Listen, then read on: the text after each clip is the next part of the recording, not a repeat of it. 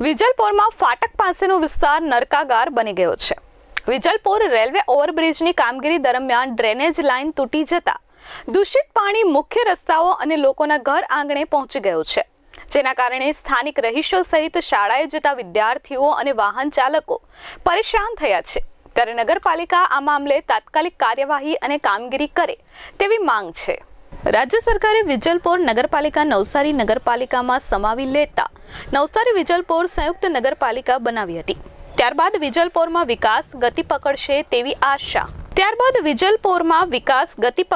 તેવી આશા વિજલપોરના રહીશોને લાગી રહ્યું હતું, પરંતુ નગરપાલિકા વિજલપોર વિસ્તારમાં ધ્યાન આપવાનું ભૂલી ગઈ હોય તેમ વિજલપોર શહેરનો વિકાસ રૂંધાઈ ગયો છે। વિજલપોર ફાટક પાસે રેલવે ઓવરબ્રિજનું કામ ચાલી રહ્યું હતું। આ દરમિયાન ડ્રેનેજની લાઇન તૂટી જતા ડ્રેનેજનું દૂષિત દુર્ગંધ મારતું પાણી મુખ્ય રસ્તાઓ પર તેમજ સ્થાનિકોના ઘર આંગણા સુધી પહોંચી ગયું હતું, જેના કારણે લોકોએ દુર્ગંધનો સામનો કરવો પડ્યો હતો। બીજી તરફ વિજલપોર ફાટક પાસે 2 શાળાઓ આવી છે, જેથી શાળાઓમાં જતા વિદ્યાર્થીઓ રસ્તા પરથી પસાર થતા વાહન ચાલકો અને રાહદારીઓને ડ્રેનેજના દુર્ગંધ મારતા દૂષિત પાણીમાંથી પસાર થવા મજબૂર બન્યા છે, જેના કારણે લોકોને ભારે મુશ્કેલીનો સામનો કરવો પડ્યો હતો। હાલ પાલિકાની કામગીરીને લઈ લોકો રોષે ભરાયા છે।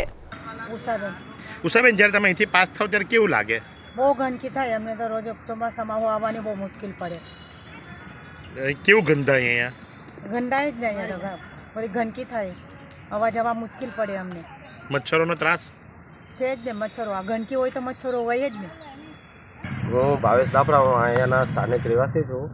આ ખાસા સમયથી અમને આ પ્રોબ્લેમ થયા છે। આ ગટરનું પાણી છે, ડોગી બી એક મરી ગયેલો છે, અને આ પાણી અત્યારના હાલમાં વધારે વધી ગયું છે કે આ બાજુ બધી જગ્યાએ પાણી ભરાઈ ગયું છે, તો બી નગરપાલિકાના કોઈ બી કર્મચારી અમારી પર ધ્યાન નથી આપતા।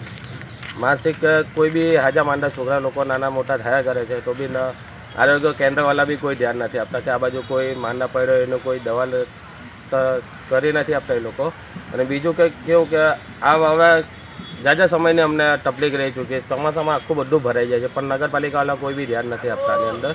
બીજું કેવું છે કે આટલું બધું થઈ જાય તો બી એ લોકો કંઈ કાર્યવાહી નથી કરતા આની અંદર, અને તો બી આ લોકો કોઈ જોવા નથી આવતા। અમે આટલા બધા કહેતા છે તો બી નથી આવતા। આજે મેં ડોગી માટે બી મેં ફોન કર્યો તો બી હજુ ડોગી નથી ઉચકાવાનો નગરપાલિકામાં, એ લોકો કાંઈ ધ્યાન જ નથી આપતા।